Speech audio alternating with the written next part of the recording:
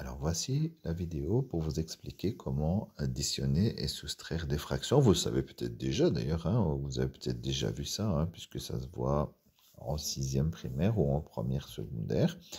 Si ce n'est pas le cas, voilà, mis à part les problèmes de calcul, en fait, la situation elle est très simple. Regardez, j'ai mis trois exercices ici, hein, trois exercices différents. Ici, on a un quart plus un tiers. Ici, on va regarder les deux premiers. Pour l'instant, j'ai 2 cinquièmes plus 4 cinquièmes.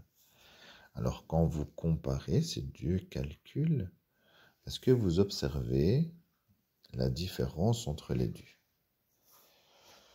Regardez ici pour le deuxième. Hein.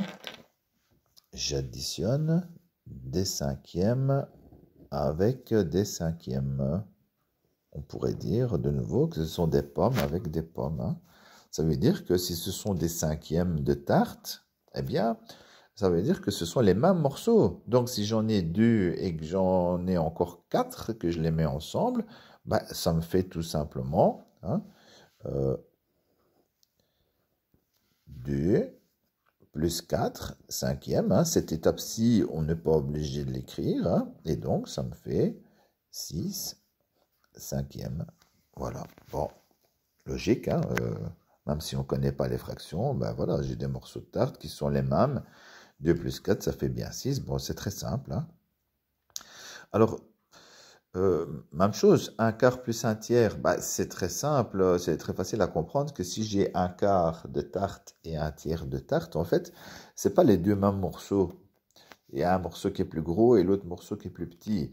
Quand je ne sais pas les additionner, je ne sais pas ce que ça va donner quand je les additionne, ce n'est pas les mêmes. Donc, c'est compliqué d'additionner. Et donc, ben, la solution, c'est de mettre les fractions au même dénominateur. Alors, pour la plupart d'entre vous, on l'a déjà fait, mettre des fractions au même dénominateur pour les comparer au chapitre précédent. Donc, vous savez comment faire. Pour les autres, ben, on doit trouver un multiple de 4 et un multiple de 3.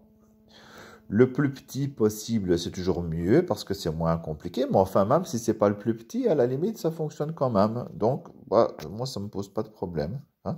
Et donc, le multiple commun de 4 et 3, c'est 12. Hein. Donc ici, on va noter PPCM. Vous savez ce que ça veut dire, hein, voir chapitre 1. Plus petit commun multiple, c'est 12. Donc, pour pouvoir les additionner, ces deux fractions, il faudrait que je les mette en douzième. Un quart, je sais que je dois multiplier par 3 pour avoir des douzièmes. Je sais que j'aurai 3 douzièmes, fois 3 au-dessus, fois 3 en dessous, 3 douzièmes. C'est la même chose que un quart. Et un tiers, là, pour avoir des douzièmes, je dois multiplier par 4 en dessous, donc multiplier par 4 au-dessus, voilà, 4 douzièmes, c'est la même chose qu'un tiers. Et maintenant que j'ai les mêmes dénominateurs, ben voilà, c'est très simple, hein, 4 plus 3, ça fait 7 douzièmes. Voilà, et l'addition de fractions, c'est tout simplement ça, rien de plus. Hein. Donc c'est juste une question de calcul, hein, et de trouver le commun multiple. Hein. Alors regardez, dernier exemple, hein, 2 tiers et 5 sixièmes. Donc je dois trouver un multiple commun à 3 et 6. Et alors là, je vous laisse réfléchir 2 secondes. Hein. Certains vont peut-être me dire 12 ou 18 parce que c'est 3 fois 6. Hein. Donc voilà, il y a plein de possibilités, mais pensez quand même que c'est toujours plus facile de travailler avec le plus petit commun multiple, le PPCM. Et donc, ben, 6, c'est déjà suffisant.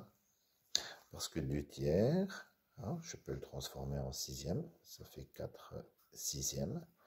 Et 5 sixièmes, ben, il est déjà en sixième. Donc voilà. Après, on peut le faire en douzième, on peut le faire en 18e. Mais attention, la réponse finale, elle doit être simplifiée. Et donc, si vous avez des douzièmes ou des 18e, il faudra simplifier. Si vous ne mettez pas en douzième ou en 18e, il faudra peut-être quand même simplifier. Regardez ici le résultat. Hein, 5 plus 4, ça fait 9 sixièmes.